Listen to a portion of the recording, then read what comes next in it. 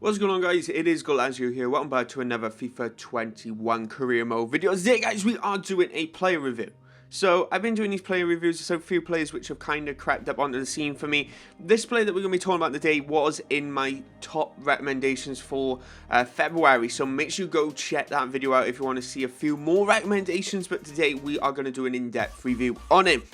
Guys, before we get into the video, make sure you hit that like button. Of course, don't forget to subscribe if you want to see more from me, because I got plenty of videos coming for you every other day on this channel. So, anyway, let's get on into the player.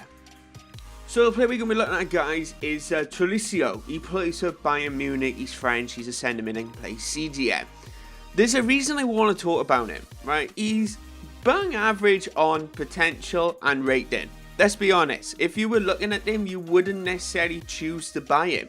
You probably go for more, okay, I'll go for a slightly lower rated with higher potential, or I'll go with a higher rated player. So one of the reasons I actually started using him is because with head-to-head seasons right now, I'm using France very often, and he's one of the key midfielders in the game next to Kante and Paul Pogba. But with him, he is absolutely incredible, and his stats do lie quite a bit when you're in game. He's very much an underdog. The only downside to him is that there's a part of me that does switch him out on the final 20 minutes. That's just as a safety net. Well, not 20 minutes, 15 minutes. That is just more of a safety net, but his statistics are very, very comfortable in this game. And I'll explain a little bit more about why I like him in-game after we look at these stats.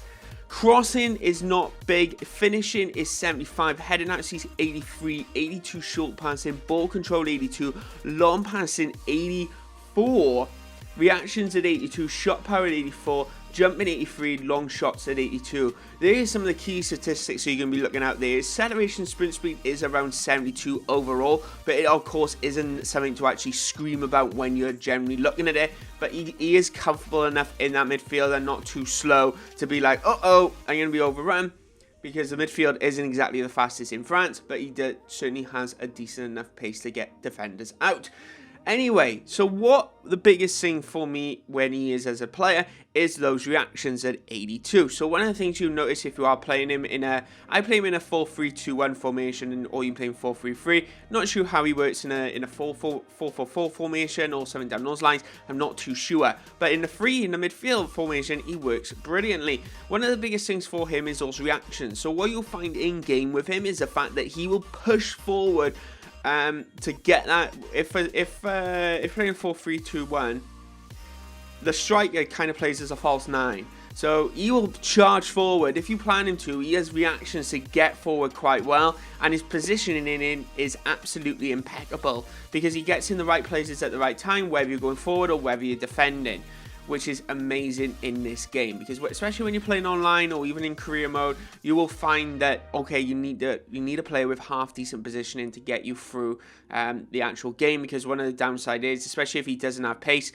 that position, if he isn't there, you're going to be overrun quite often, which is going to be a little difficult.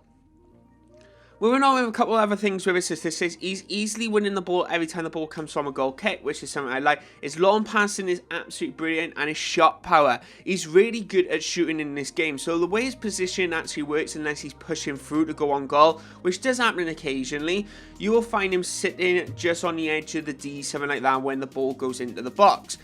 Not exactly brilliant all the time because he's very good at heading accuracy, and he's really good at winning the ball in the air.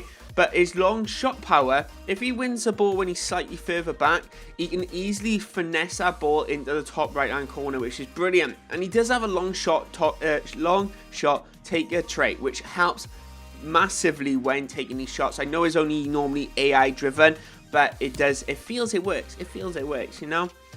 But you are going to find him on the other edge of the box, just finessing the ball in brilliantly. And also corners. This is where the heading accuracy comes in. So with France, well, you've got quite a lot of tall players, and I'm very often scoring headers with Tolisso and Varane.